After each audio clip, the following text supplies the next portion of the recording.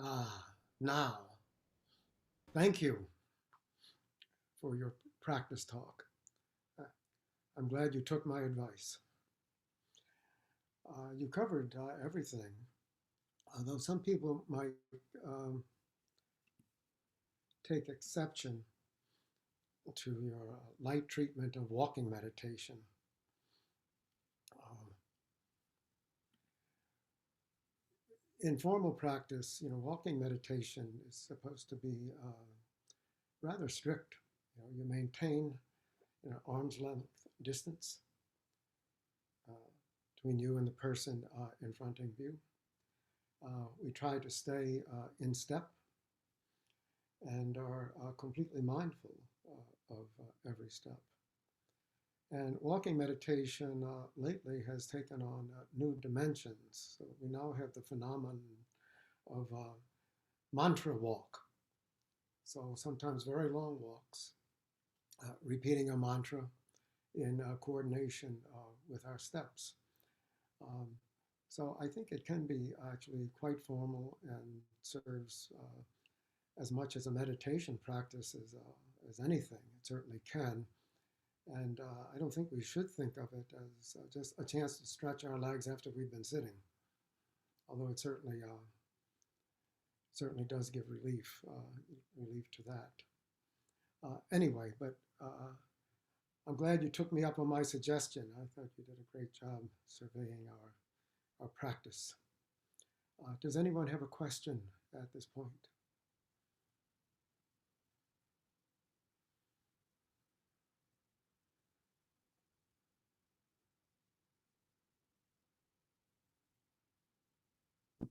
I have a question. Yes. It's about the phrase form is emptiness, emptiness is form, and the other two that come after that. Uh, I guess my question is a couple parts. Who came up? Like, did Buddha come up with it, or did someone else come up with it after Buddha? And then two, um, what do they mean?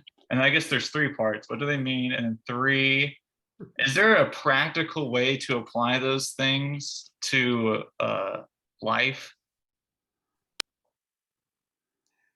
Yes, that's a rather large question. Let's see if I can at least begin to address it. So the Heart Sutra, begins Avalokiteshvara Bodhisattva, and practicing deeply the prajna, paramita, perceives that all five skandhas are empty, is safe from all suffering, distress. And then Avalokiteshvara addresses everything to Shariputra. That's the very next word, Shariputra. And Shariputra in Buddha's time was the disciple who could remember everything Buddha said. So he had this kind of eidetic memory. He's like a recording machine. And so he would be downloaded by scribes, who would write everything down. But it's all Buddha's words. And that's for all of Buddha's teaching, even his later teaching, which is called the Abhidharma, which is the after Dharma, like an after Dharma drink, something like that. So you have all the main sutras. And then the Abhidharma is very philosophical and very psychological, very analytical, not like the original sutras. And it said that Buddha actually transmitted these to his mother, who had died, and she was in the Tushita heaven, and he didn't want his mother to miss out on any of his teaching, so he would teach her. And then he would come down a level and dictate it all to Shariputra, and Shariputra would, excuse me, record it. So the beginning of the Heart Sutra is very significant. So this teaching is after Buddha's original teaching, after the Abhidharma teaching also, and in fact systematically negates all of the main parts, all of the categories that the Abhidharma formulates. So in that sense, you would not say it's Buddha's teachings at all. So it's a later negation of Buddhist teachings through the philosophical notion of emptiness. And so form, is just the first of the five skandhas: form, feelings, perceptions, impulses, consciousness. And then there are other lists of Abhidharma, philosophical checkpoints in the remainder of the Heart Sutra, and they are all empty. So what does that mean, that they are all empty? What does it mean to say form does not differ from emptiness? Emptiness does not differ from form. No form, no emptiness. No emptiness, no form. So that's what the Heart Sutra presents to us. Now you're asking if this has, I think you asked, if this any practical application in our lives. Well, I think the general application would be, don't sweat the small stuff, okay? There's a much larger dimension to be considered here. But it is, in fact, there are lots of dispositions on the Heart Sutra. Red Pine is very good if you wanted to read more. He has a book, it must be about this thick, just on the Heart Sutra. He's kind of long-winded anyway, though all of his books are maybe a little too long, but you might want to check that out. They're not only his own perspectives, but he also gives the perspectives of everybody who ever had anything to say about this. He mostly has those at the end of each of the chapters, and that's very valuable. So I'm afraid this isn't the time to get into an extended consideration of all of that.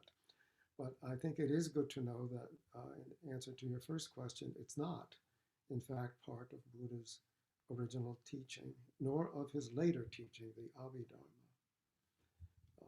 So it's beyond that, which is one reason it says at the end in the mantra, gone, gone, gone beyond.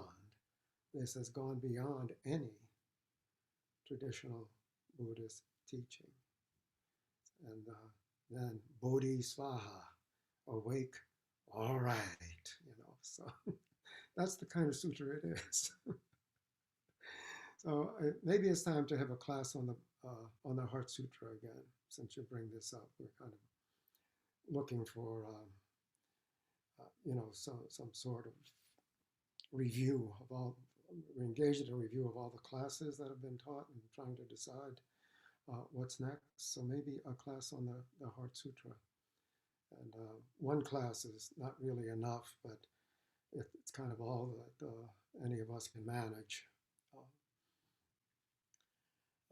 Anyway, thank you for your question. You brought up a really interesting point, because we think of all sutras as being something that the Buddha said.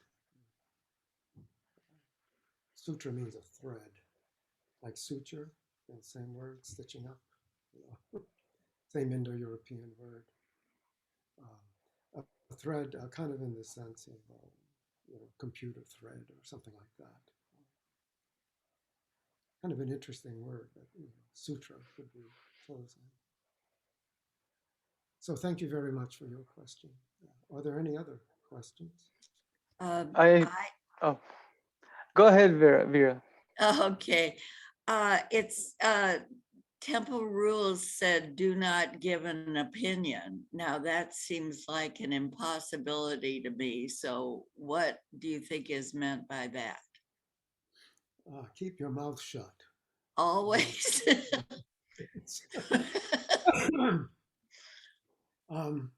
I think it's more in the context of a Buddhist practice. So, people are always mouthing off. I'm mouthing off right now. So, you must keep the stopper in the bottle. It's another way, traditional way of expressing that. So, you know, we're all kind of filled to the brim with our own opinions and ready just to pour them out all over. That's not a very good way to go through life, you know, dispensing what you think of as your precious wisdom. Rather, we should mostly keep our opinions uh, to, our, to ourselves. Of course, someone could argue right now, well, you're expressing your opinion right now, damn it. So if you want, I'll completely shut up. I agree. um, yeah, so keep the stopper in the bottle. You know, we're always on the verge of saying something that we think is such a brilliant or such a withering observation that's just going to cut off your adversary at the knees. And there's really no need to do that.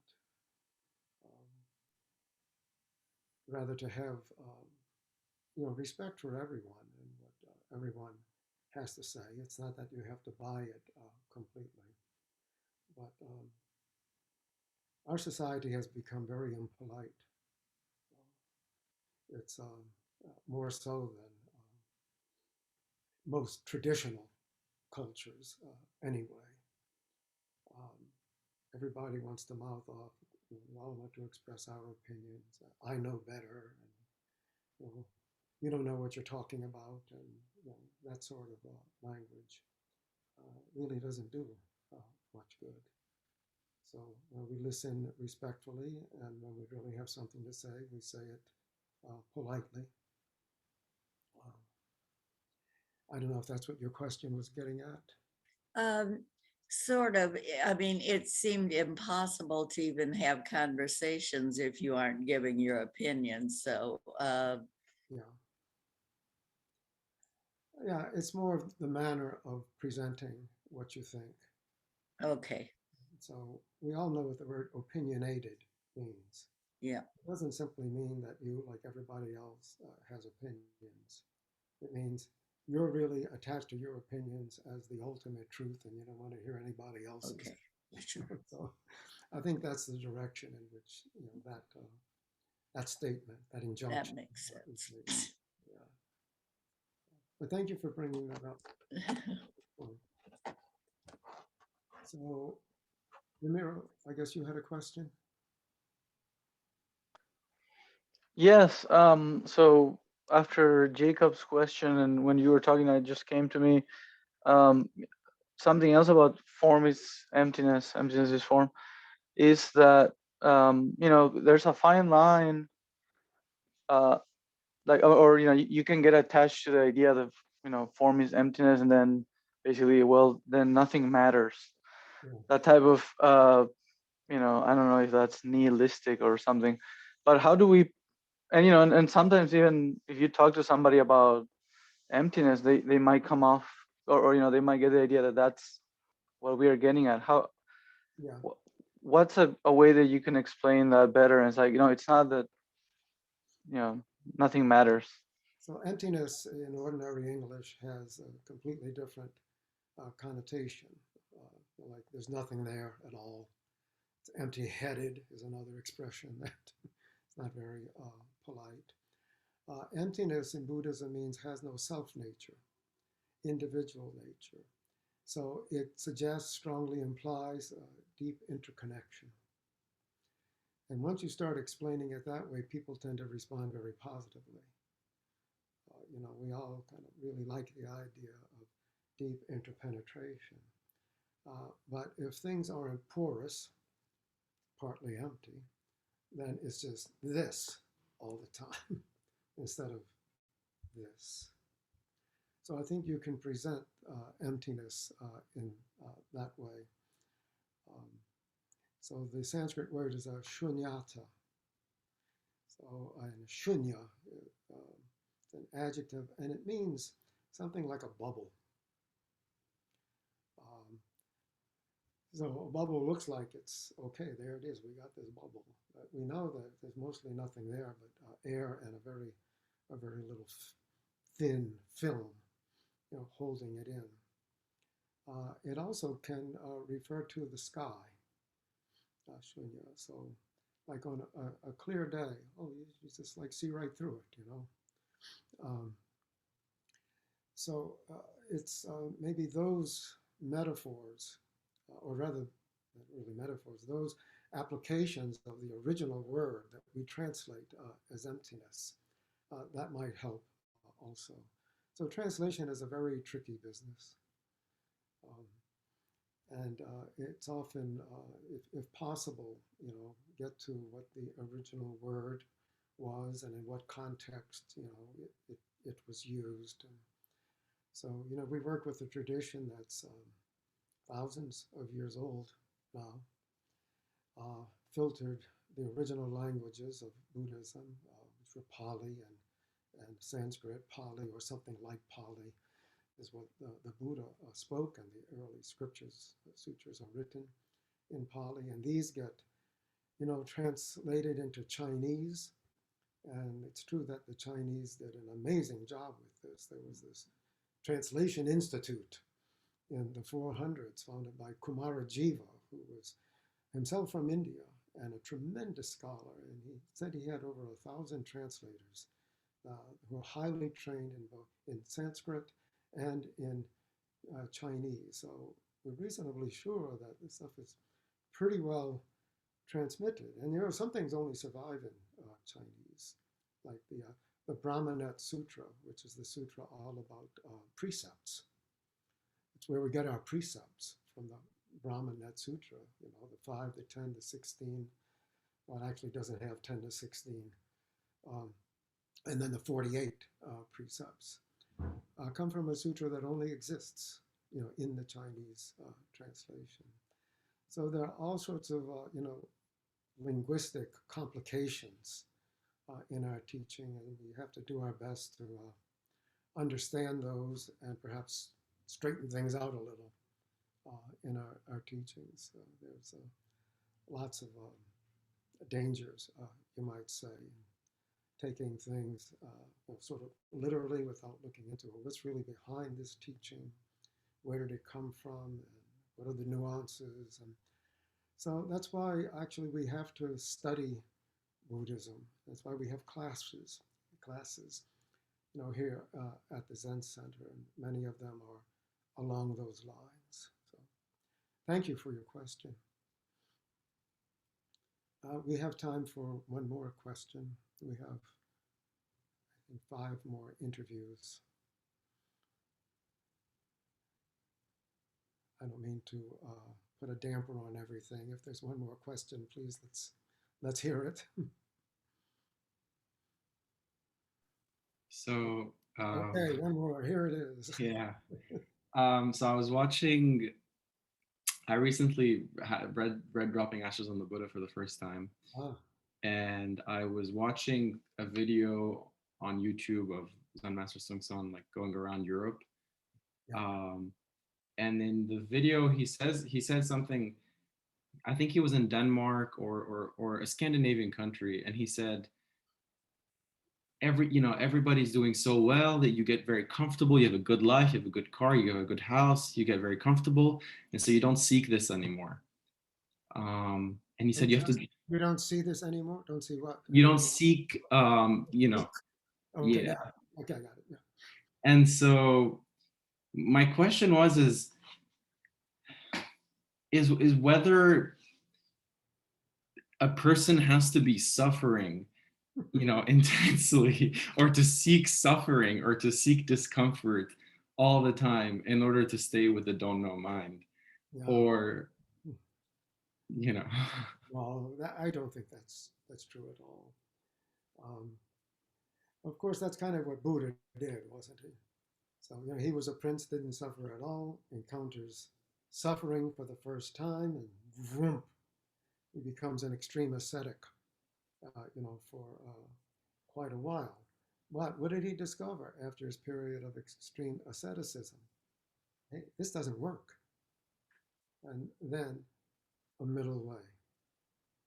So as usual, when you have 2 extremes, the aurea mediocritas, the golden mean, right in the middle, is where you want to be. suffering will find its way to you. Don't worry. You don't have to go looking for it. Okay. And I don't know, maybe you've been blessed, and we're all pretty much blessed in our culture. You know, we really have it quite easy compared to most of the world for most of world history. Um, no, I think it's perfectly possible to be pretty comfortable and pursue this practice. You know, if anything, a certain degree of comfort removes obstacles from practice. You have more time to practice. You don't have to be working 18 hours a day to make ends meet. So let's be thankful for the somehow acquired good karma that we've accrued. And I kind of wondered about mine. I know I didn't do it. So thank you out there, whoever, you know, helped create the good karma that I'm enjoying and that most of us are enjoying now. Although we all have times of suffering and hardship. So we have to persevere in practice, no matter what our situation, no matter what our condition. And that's what we're doing now. So thank you all very much for your questions. And we'll continue interviews very shortly.